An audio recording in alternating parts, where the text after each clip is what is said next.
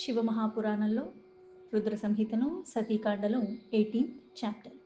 బ్రహ్మచేత దక్షుని అనుమతిని పొందిన తర్వాత దేవతలు మునులతో కలిసి భగవంతుడు అయిన శివుడు దక్షుని గృహానికి వెళ్ళటం, దక్షుడి ద్వారా అందరూ సత్కరింపబడుట, సతీ పరమేశ్వరుల యొక్క వివాహం జరుగుట గురించి ఇక్కడ చెప్పబడింది.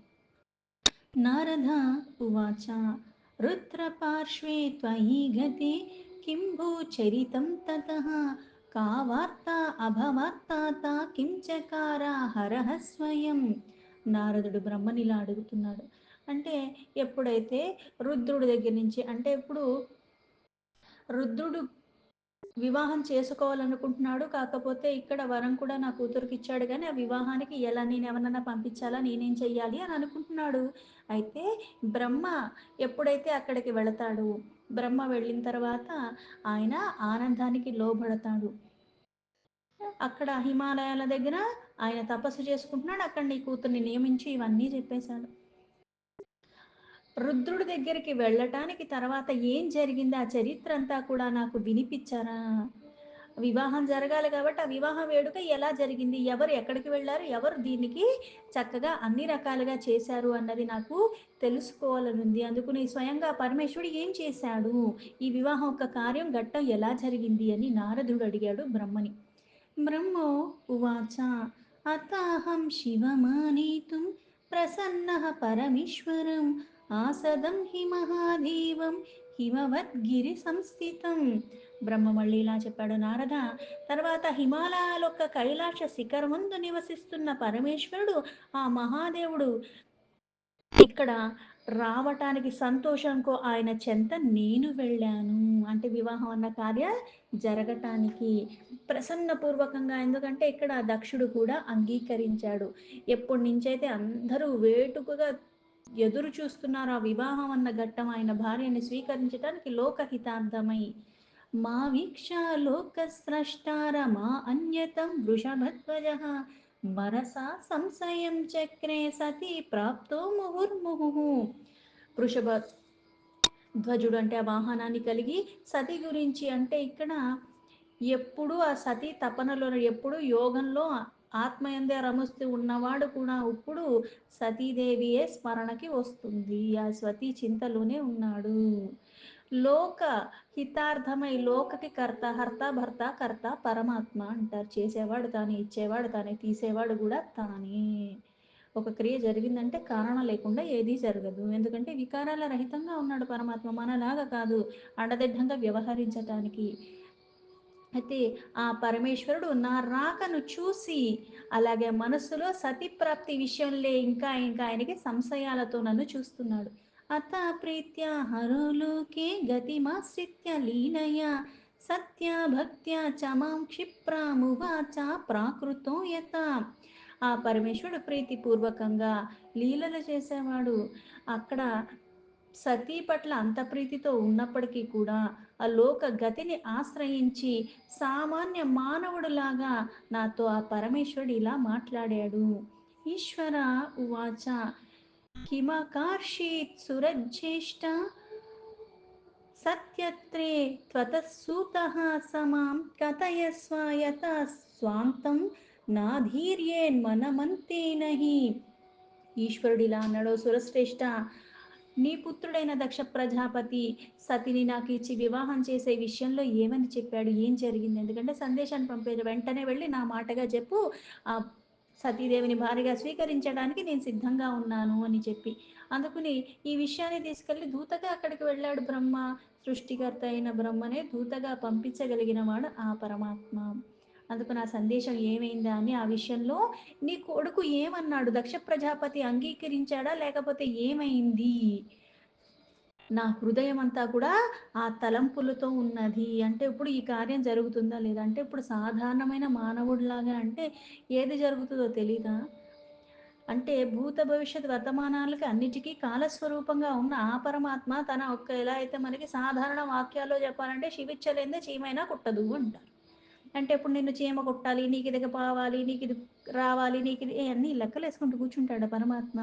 లేదు, అంటే ఒక ప్రణాళిక వేసినట్టుగా ఒక సృష్టి చక్రాన్ని ఎలా అయితే స్థాపింపచేశాడో అందులో క్రియలు జరుగుతూనే ఉంటాయి విధి విధానంగా.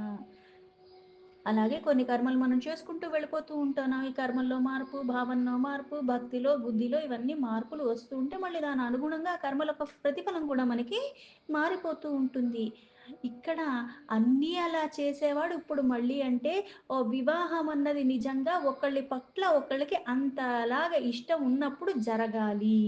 అంతేగాని ఏదో అందరూ చేసుకుంటున్నారని చేసుకోవటం కాదు. ఇక్కడ మళ్ళీ లీలగా ఏం చేస్తున్నాడు అంటే ఎంతటి వాడైనప్పటికి కూడా ఆ అమ్మాయి ఇంకొకళ్ళ ఇంటి నుంచి తను స్వీకరించాలి. అందుకు ఆ నిర్ణయానికి అంత గౌరవం ఇవ్వాలి. అది స్థాపింప చెయ్యటానికే ఈ చరిత్ర గురించి చెప్పేది. అందుకని దక్షుడు ఒక పుత్రిక రూపంలో ఉద్భవించినప్పటికీ కూడా ఆ దక్షుడికంత ప్రాధాన్యత ఇచ్చి ఆయన ఏమనుకుంటున్నాడు? ఆయన దానికి అంగీకరించాడా లేదా? అందుకే నా హృదయం అన్నది వినటానికంటే ఇప్పుడు అది అవునన్నాడా? కాదన్నాడా? ఒప్పుకున్నాడా? లేదా? లేకపోతే ఇంక ఏమన్నా దానికి అంగీకరించడానికి ఏమన్నా చెప్పాడా? ఇవన్నీ వస్తాయి కాబట్టి ఆలోచనలు అలా నా హృదయం అన్నది దానికోసం ఇలా వేచి ఉన్నది అని చెప్పాడు. ధావమానో విప్రయోగో మామేవాచ సతిం ప్రతి అభిహంతి సురజ్యేష్ఠ త్వక్తవాన్యాం ప్రాణధారిణిం సతీతి సంతతం బ్రహ్మన్ వద కార్యం కరోమ్యహం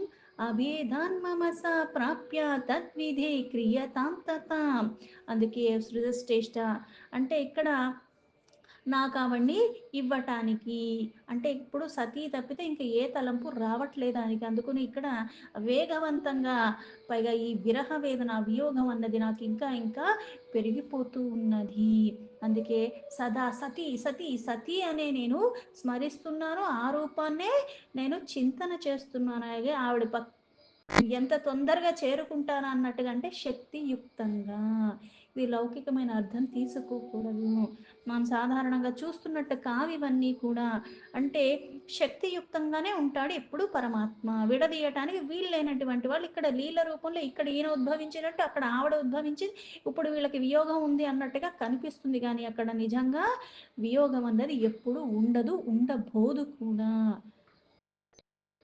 అందుకని ఇప్పుడు ఏం చెయ్యాలి? అంటే సతి కాకుండా ఇంకా ఏది నాకు ఏమీ తలంపు కూడా లేదు. అందుకే ఓ విధాత ఇప్పుడు ఈ కార్యానికి ప్రయత్నం ఏదైతే చేశారో దాని రూపంలో అక్కడ దక్షుడు ఏం చెప్పాడు? మీరు ఈ పనికే అక్కడికి వెళ్లారు కాబట్టి త్వరగా ఈ వివాహం జరిగిపోవాలి. అందుకు నాకది త్వరగా చెప్పండి అన్నాడు. బ్రహ్మో ఉవాచ ఇతి రుద్రోక్త వచనం లోకాచార సుగర్భితం శ్రుత్వాహం నారదముని సాంత్వాయన్న గంధం శివం. బ్రహ్మ మళ్ళీ ఇలా చెప్తున్నాడు నారద.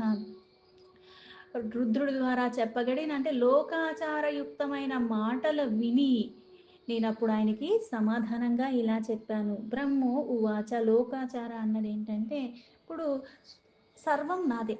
ఇప్పుడు నా ఇంట్లో వస్తువులు అవన్నీ నావే. నేను ఇక్కడి నుంచి అక్కడ పెట్టినా, అక్కడి నుంచి ఇక్కడ పెట్టినా నన్ను ఎవ్వరు అడిగేవాళ్ళు ఉంటారు. నా ఇష్టారాజ్యంగా నేను చేసుకోవచ్చు. దీంతో ఎవరిది సంబంధం లేదు. అయితే ఇక్కడ అన్నిటికీ మూలమైన వాడు, సర్వానికి ఆధీనంలో పెట్టుకోగలిగిన వాడు, మాయనే తను ఆడించగలిగినటువంటి వాడు కూడా ఇప్పుడు లోకహితార్థమై లోకంలో ఒక కార్యం చేయటానికి భక్తుల్ని ఉద్ధరించడానికి ఒక రూపాన్ని దాల్చాడు. అయితే ఆ నియమానికి కట్టుబడి ఈవిడ కూడా ఎక్కడైతే దక్షుడి ఇంట పుత్రికగా పుట్టిందంటే ఆయన పుత్రిక లాగా వ్యవహరిస్తుందంటే జగత్తుకే జనని అయినప్పటికీ కూడా ఆ ఇంట గృహంలో ఆవిడ అలా ఉద్భవించిన కారణంగా ఆ నియమానికి కట్టుబడి ఉన్నారు. అందుకే ఇక్కడ లోకాచారం ప్రకారం అంటే ఒక ఆచారాన్ని స్థాపింప చేయటానికి ఈ లీల చేసింది. ఆ తండ్రి అంగీకారంతో ఆవిడ్ని ఈయన స్వీకరించాలి. ఆయన మళ్ళీ కన్యాదానం చెయ్యాలి. యథేచ్ఛగా నాకు నచ్చింది కదా అని ఎవరిని పడితే వాళ్ళని ఎలా పడితే అలా అన్నది కాదు. ఒక వ్యవస్థని స్థాపింప చెయ్యటానికి. అందుకే ఆయన మాటలు విని అప్పుడు నేను ఆయనతో ఇలా మాట్లాడానని బ్రహ్మ చెప్తున్నాడు. సత్యత్తాయన్మమ సూతో వదతి స్మ వృషధ్వజ తచ్చుణుష్వ నిజ సాధ్యం సిద్ధమిత్యావధారయ. ఓ వృషభధ్వజ సతీ కోసం కొడుకైన దక్షుడు నాతో ఏదైతే చెప్పాడో అదే నేను చెప్తా. అంటే మీ కార్యం కోసం వెళ్ళాను. అయితే ఇక్కడ మీకు అసాధ్యమైంది ఏదీ లేదు. కాకపోతే ఇక్కడ లోకాచారాన్ని తగ్గట్టుగా అలా వ్యవహరిస్తున్నారు అందుకే. కానీ ఇక్కడ ఇవన్నీ కూడా సిద్ధించాయని అర్థం చేసుకోండి. అంటే ఏ కార్యం కోసం నేను వెళ్ళానో మీరు నన్ను ఎందుకైతే పంపించారో ఆ కార్యం జరిగినట్టే. ఎందుకంటే అక్కడ దక్షుడు అంగీకరించాడు. దేయా తస్మై మయా పుత్రీ తదర్థం పరికల్పిత మమాభిష్టమిదం కార్యం త్వద్వాక్యాదధికం పునః. దక్షుడు నాతో చెప్పిందే నేను మీకు చెప్తున్నాను. దక్షుడు ఏం చెప్పాడు అంటే నా పుత్రికని నేను పరమేశ్వరుడికి ఇవ్వటానికి నేను సిద్ధంగా ఉన్నాను, నేను సమర్పించుకుంటాను.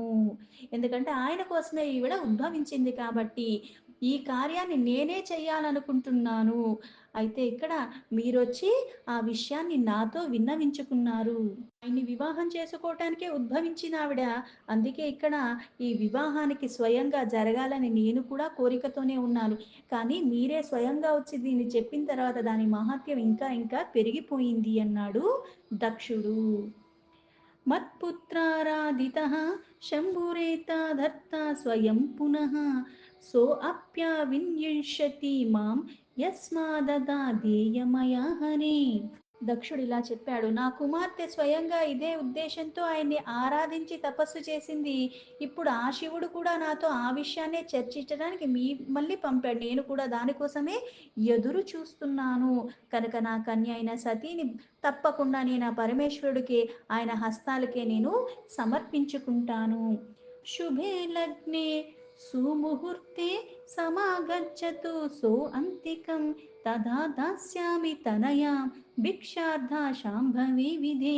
అందుకే విధాత అయిన బ్రహ్మ ఆ శంకరుడికి అంటే ఇక్కడ సమర్పించుకోవటంగా ఎలా పడితే అలా కాదే. అందుకే ఒక శుభ లగ్నంలో శుభ ముహూర్తంలో ఇక్కడికి వస్తే ఆయనకి నేను నా సంకల్ప ప్రకారంగా ప్రకటింపబడిన ఈ కూతురైన జగజ్జనని ఆలస్యం లేకుండా నేనే ఆయనకి సేవించుకుని నియమపూర్వకంగా విధి విధానంగా నేను ఇచ్చి ఆ క్రతువు చేసి కృతార్థుణ్ణవుతాను. ఇత్యువాచ సమాం దక్షస్తస్మాత్మా వృషభధ్వజ శుభే ముహూర్తే తత్వేష్మ గచ్చతామాన్యస్వచ.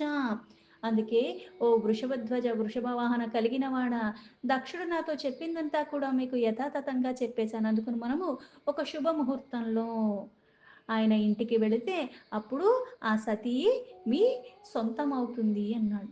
బ్రహ్మో ఉవాచ ఇతి శ్రుత్వా మమావచో లౌకికీం గతిమాశ్రితః ఉవాచ విహసన్ రుద్రో ముని మాం భక్తవత్సలః. నారద, నేను ఎప్పుడైతే ఇవన్నీ చెప్పానో భక్తవత్సలుడైన పరమేశ్వరుడు రుద్రుడు లౌకిక గతిని ఆశ్రయించి నవ్వుతూ మళ్ళీ నాతో ఇలా చెప్పాడు. రుద్ర ఉవాచ గమిష్యే భవతా సార్ధం నారదేన చ తద్గృహం అహమేవ జగత్స్రష్టాస్తస్మాత్వం నారదం స్మర. జగత్తుని రచించే ఓ బ్రహ్మ, నేను మీరు అలాగే నారదుడితో దక్షుడొక్క ఇంటికి వెళ్ళాలి. అందుకని వెంటనే మీరు నారదుణ్ణి స్మరించండి అన్నాడు. మారిచ్యాధీన స్వపుత్రాశ్చ మానసానపి సంస్మరన్ తేహ సార్ధం దక్ష నిలయం గమిష్యే సగణో విధి. అప్పుడు ఈ విధి విధానంగా ఎలా అయితే వివాహం చేసుకోవాలనుకోవటమే కాకుండా సపరివారంగా వెళ్ళాలి. నారదుడే కాకుండా మారీచి అది అంటే ఆయన పుత్రులందరూ ఎవరైతే ఉన్నారో మానసిక పుత్రులు అందరినీ కూడా స్మరించండి. బ్రహ్మ గణాల సహితంగా అంటే వీళ్ళే కాకుండా వాళ్ళ గణములు అంటే పరివార సహితంగా దక్షుడి ఇంటికి మనము వెళదాము అన్నాడు. బ్రహ్మో ఉవాచ ఇజ్ఞాప్తోహమీశేన లోకాచార పరేణః సంస్మరం నారదం వాచ మారీచ్యాదీన్ సుతాంస్తతా. బ్రహ్మ మళ్ళీ నారదుడికి ఇలా చెప్తున్నాడు, నారద, లోకాచారాలతో ఆ నిర్వహణ చెయ్యాలని ఇక్కడ ఒక లగ్నమైన శివ భగవానుడు ఇట్లాంటి ఆజ్ఞ ఇచ్చాడు. అందుకే నేను నువ్వు ఇప్పుడు ఇవన్నీ నువ్వు ఉన్నావు అని చెప్పినప్పుడు మళ్ళీ నారదుడికి ఎందుకు చెప్పాలి, మర్చిపోయాడా జరిగిన సంఘటన అంటే కొన్ని కొన్ని కల్పాల్లో కొన్ని కొన్ని ఘటనలు జరిగినాయి. అలాగే అందరూ మళ్ళీ ఎలా అయితే మనకెలా అయితే కాస్త పరిమితి ఉండి మనం కూడా వెళ్ళిపోతున్నాం. మళ్ళీ జన్మలు తీసుకుంటూ ఉన్నాం. అయితే ఈ ఘటనలు ఒకదానిలో కూడా పురాణ ఇతిహాసాలు ఇవన్నీ చూసినప్పుడు ఏమవుతుందంటే ఒక దగ్గర ఒకలాగుంది. ఇంకో దగ్గర ఇంకోలాగా ఉంది అంటే అది మళ్ళీ రాసింది తప్పు అని చెప్పటం కాదు. కల్పాంతరాల భేదాలు ఉంటాయి. అంటే ఎప్పుడు ఎలా అయితే జననం ఉంది, మరణం ఉంది. ఇయన్నీ ఎలా అయితే ఉద్భవిస్తున్నాయో అయన్నీ ఎప్పుడూ జరుగుతూనే ఉన్నాయి. నువ్వన్నవాడివి ఒక కాలానికొచ్చావు, పరిమితితో ఉన్నావు. మళ్ళీ ఆ కాలం తర్వాత నువ్వు వెళ్ళిపోతున్నావు. ఇది అన్నది అనాదిగా ఉన్న సృష్టిలో భాగంగా నువ్వున్నావు. కాకపోతే ఇది అనాదిగా జరుగుతూ ఉన్నది. ఇప్పుడు కొత్తగా జరిగిన సృష్టి కాదు. ఎప్పటినుంచో ఆ నియమాన్ని కొనసాగిస్తూనే ఉన్నది. అందుకే ఇక్కడ లోకాచారణ తగ్గట్టుగా అందుకే బ్రహ్మని నేను అలాగే నువ్వు మనం అందరం కూడా అక్కడ మారీచి మొదలైన నా కొడుకులందరినీ కూడా స్మరించాను నేను.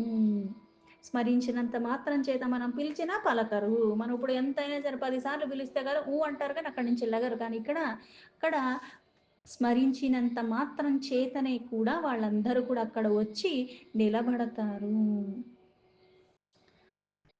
తతః సమాగతాః సర్వే మానసాత్ తనయాస్త్వయా మమ స్మరణమాత్రేణ అష్టస్తే ధృతమాధరాత్. నేను స్మరించినంత మాత్రానే మీరందరూ కూడా నా మానసిక పుత్రులు అందరూ కూడా ఆధారపూర్వకంగా త్వరగా వచ్చి అక్కడికి ఉపస్థితులయ్యారు. విష్ణు సమాగతస్తూర్ణ స్మృతో రుద్రేణ శైభరాట్ సా స్వాసైన్యేహ కల్ కమలయ గరుడారూఢ ఏవచ. ఎలా అయితే బ్రహ్మ తన మానసికంగా వీళ్ళందరినీ స్మరించమని రుద్రుడు చెప్పితే వాళ్ళందరూ వచ్చారంటే బ్రహ్మ స్మరిస్తే వచ్చేసి రుద్రుడు స్మరిస్తే రారా అంటే ఎవరు స్మరించినా వస్తారు. ఇద్దరు ఒక్కటే లీల. ఆ భగవంతుడైన రుద్రుడు స్మరించగానే శివభక్తుల్లో శ్రేష్ఠుడైన విష్ణు తన సేనను అలాగే తన భార్య అయిన లక్ష్మీదేవితో సహా తన వాహనమైన గరుడు మీద కూర్చుని అక్కడ మళ్ళీ వెంటనే వచ్చేశాడు. అథ చైత్రసిత్తే పక్షే నక్షత్రే భగధీమతే త్రయోదశామ్యాం దినే భానో నిర్గత్స మహేశ్వర. అంటే రుద్రుడు స్మరణతో భక్తుల్లో శ్రేష్ఠుడి వీళ్ళు రావటం అక్కడ బ్రహ్మ స్మరణతో ఆయన పుత్రులందరూ రావటం తర్వాత చైత్ర శుక్ల పక్షంలో త్రయోదశి రోజు అది కూడా రవివారం ఆదివారము ఫాల్గుణ నక్షత్ర యుక్తంగా ఆ వివాహం కోసం యాత్ర అప్పుడు మొదలైంది. చైత్రమాసంలో శుక్లపక్షంలో త్రయోదశి రోజు ఆదివారం రోజు పూర్వ పాల్గొన నక్షత్ర యుక్తంగా ఉన్న ఆ వివాహానికి వీళ్ళు ఇక్కడి నుంచి యాత్ర అంటే వీళ్ళందరూ కలిసి వాళ్ళ గణములతో వీళ్ళందరితో కలిసి ఇక్కడి నుంచి దక్షుడి ఇంటికి వెళ్ళటానికి ఒక యాత్రలాగా వాళ్ళు మొదలుపెట్టారు. దీంతో శివ మహాపురాణంలో రుద్ర సంహితలో సతీకాండలో 18 చాప్టర్లో 20 శ్లోక సంపూర్ణం.